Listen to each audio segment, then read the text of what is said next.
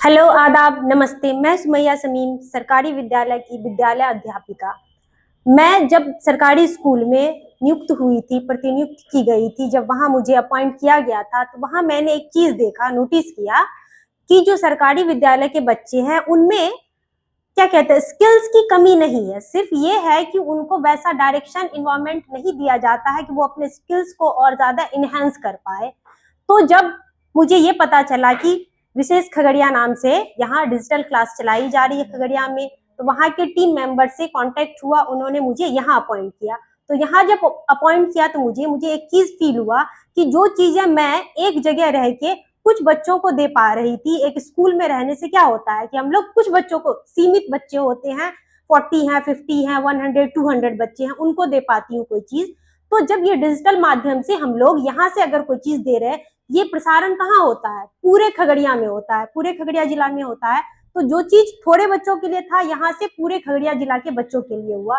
तो यहाँ आने के बाद बहुत सारी कुछ कुछ परेशानियां भी आई। जैसे डिजिटल बोर्ड है, तो अगर किसी को, कोई आदमी प्रो नहीं है, कोई टीचर प्रो नहीं है इस बोर्ड को यूज करने में, स्टाइलस को पकड़ने में, तो क्या होता है, उसको परेशानी आती है। पर यहाँ के टीम मेंबर इतने अच्छे थे, इतने हेल्पफुल थे कि उन्होंने बताया कि ये पेन है, ये स्टाइलस है। जैसे हम लोग पेन बोलते हैं ना, हिंदी में कलम बोलते हैं, पर ये डिजिटल बोर्ड के लिए क्या है, ये स्टाइलस है।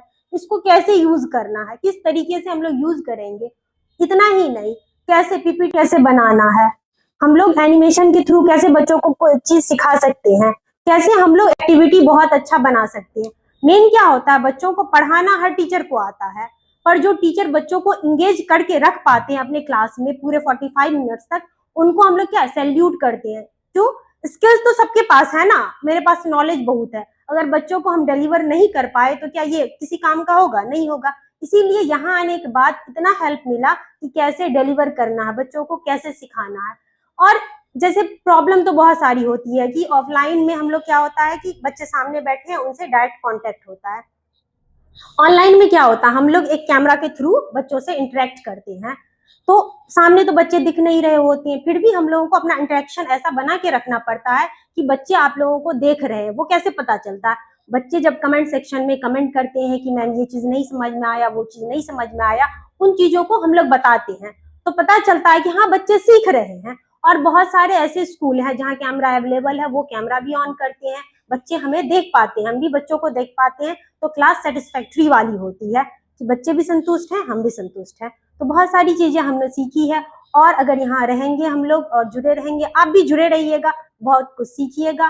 पेरेंट्स, टीचर्स जितने भी हैं, सबको सीखने का मौका मिलेगा। फिर हम लोग अगली बार इसी डिजिटल प्लेटफॉर्म पे मिलेंगे। धन्यवाद।